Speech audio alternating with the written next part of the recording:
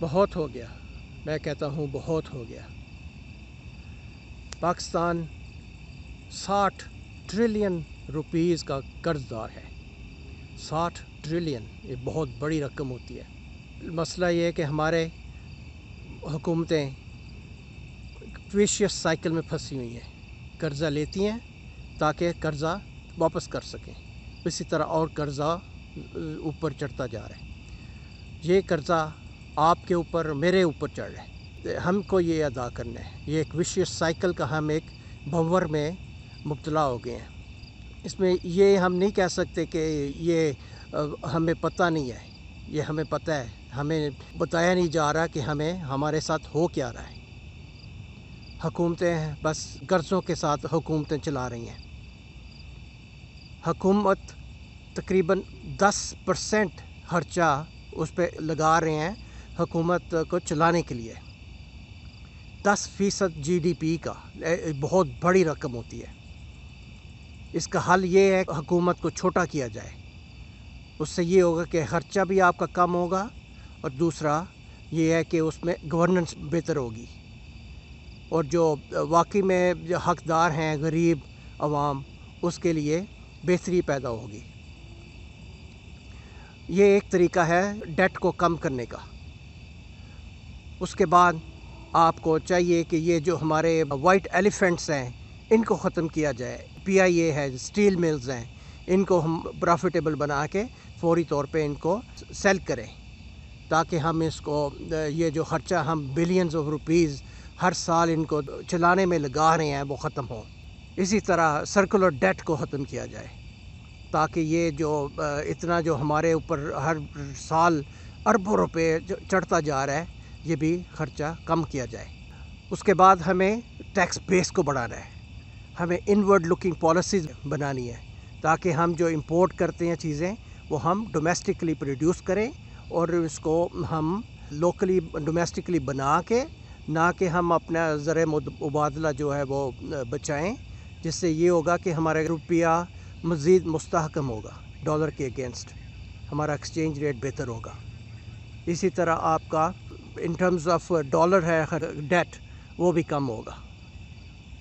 اس لیے ضروری ہے کہ ہم ڈومیسٹک لکنگ پالیسیز کریں، اس سے یہ ہوگا کہ آپ کا اب امپورٹ کرنے کے بجائے ایکسپورٹ کریں۔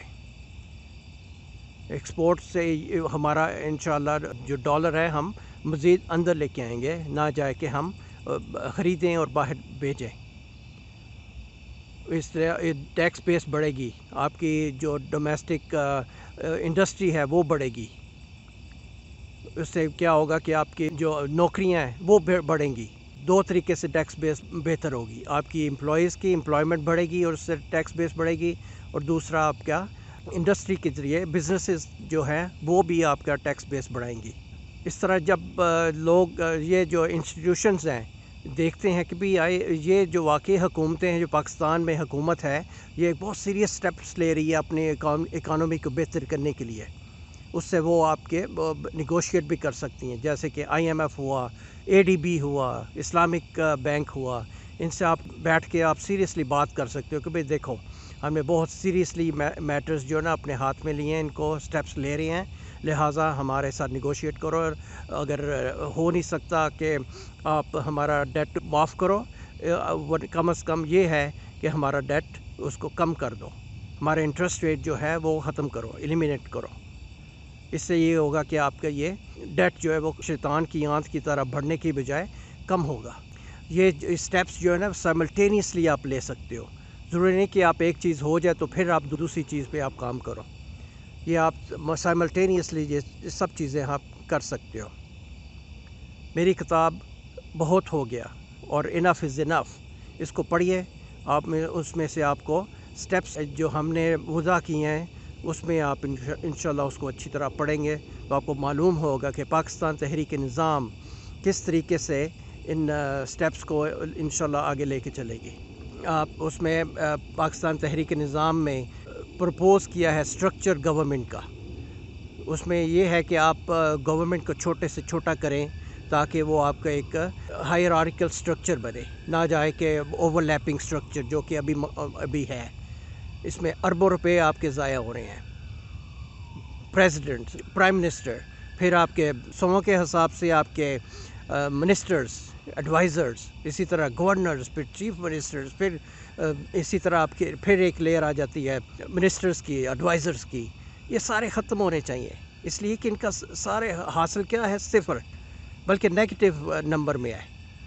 इस पे बेहतर ये है कि हम इसको एक हायरार्किकल स्ट्रक्चर बनाएं, ताकि वो एक इसमें गवर्नेंस बेहतर होगी और आपका ख़र्चा भी हुकूमत का कम होगा।